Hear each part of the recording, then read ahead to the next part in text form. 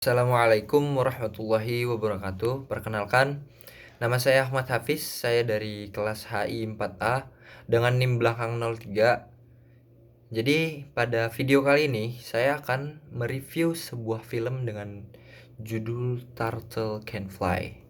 Jadi, pada pendahuluannya, film Turtle Can Fly ini mengangkat kisah tragis pengungsi dan korban perang di sebuah desa kecil perbatasan Kurdistan Irak pada tahun 2003 menjelang invasi AS ke Irak. Jadi di film ini memberikan gambaran nyata dampak konflik bersenjata terhadap masyarakat sipil, terutama anak-anak dan juga kelompok rentan. Lalu kita memasuki latar belakang konflik. Kenapa bisa ada terjadi konflik ini? Bisa dilihat dari banyak faktor. Yang pertama adalah perang saudara berkepanjangan di Irak sejak tahun 1980-an melibatkan berbagai kelompok etnis dan agama yang saling berebut kekuasaan. Lalu yang kedua, adanya rezim Saddam Hussein melakukan penindasan terhadap kelompok minoritas seperti Kurdi, memicu pemberontakan dan kekerasan. Invasi AS ke Irak ini pada tahun 2003 dengan alasan mencari senjata pemusnah massal yang tidak ditemukan justru memperburuk situasi dan krisis kemanusiaan. Yang bisa dilihat dalam film ini ada beberapa isu-isu utama, yaitu penderitaan rakyat sipil, terutama anak-anak yatim piatu yang menyandang disabilitas yang hidup dalam kondisi memprihatinkan di kamp pengungsian. Lalu trauma mendalam akibat pengalaman mengerikan perang, keterkaitan konflik internal dengan campur tangan militer negara-negara besar yang sering memperumit situasi. Relevansi dengan isu pengungsi dan krisis kemanusiaan di berbagai konflik bersenjata saat ini. Lalu ada sebuah pandangan terhadap konflik yang terjadi.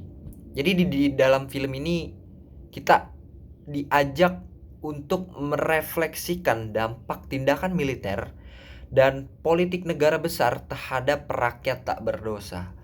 Pentingnya mencari solusi damai dan menghormati hak-hak kemanusiaan adalah salah satu hal yang mampu kita perhatikan. Lalu mengangkat isu perlindungan anak dalam konflik, dampak psikologis perang dan tantangan kelompok disabilitas. Dan mengajak solidaritas juga empati terhadap pengungsi korban perang yang terlupakan. Lalu adapun solusi yang diusulkan menurut pendapat saya dalam film ini adalah memprioritaskan upaya perdamaian dan resolusi konflik damai. Lalu menghormati hukum humaniter internasional dan hak asasi manusia. Menyediakan bantuan kemanusiaan yang memadai bagi pengungsi dan korban. Melibatkan organisasi kemanusiaan internasional dan juga NGO dalam bantuan dan pemulihan. Memfasilitasi reintegrasi dan rehabilitasi mantan pengungsi dan korban konflik adalah sebuah hal yang patut kita lihat dan benar-benar kita pahami. Mendorong reformasi politik, pemerintahan inklusif, dan pembangunan perdamaian berkelanjutan. Meningkatkan kesadaran masyarakat global tentang dampak konflik terhadap masyarakat sipil adalah sebuah hal yang harus diperhatikan dalam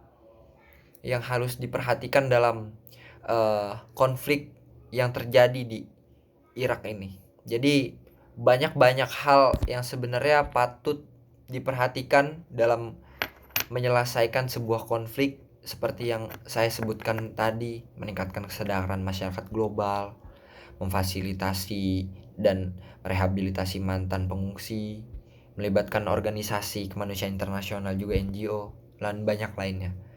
Lalu yang bisa saya tarik dari film ini, sebuah kesimpulan atau sebuah intisari yang terdapat dalam film ini adalah film ini menggambarkan realitas tragis konflik bersenjata modern dan mengajak kita untuk lebih bijaksana dalam menghadapinya. Lalu prioritaskan nilai-nilai kemanusiaan dalam setiap keputusan politik dan militer terkait konflik. Seperti yang kita lihat, banyak keputusan-keputusan dan nilai-nilai kemanusiaan yang tidak memanusiakan seorang manusia adalah sebuah hal yang patut menjadi kendala dalam melaksanakan politik di dalam dunia internasional. Lalu perlunya upaya kolektif dari berbagai pihak untuk mewujudkan perdamaian dan keamanan berkelanjutan. Dengan demikianlah itu yang mungkin bisa saya sampaikan terkait review video atau review film Turtle Can Fly yang bisa saya berikan. Mungkin kalau ada salah-salah kata mohon dimaafkan. Sekian dari saya. Wallahul muwaffiq ila aqwamit thoriq. Wassalamualaikum warahmatullahi wabarakatuh.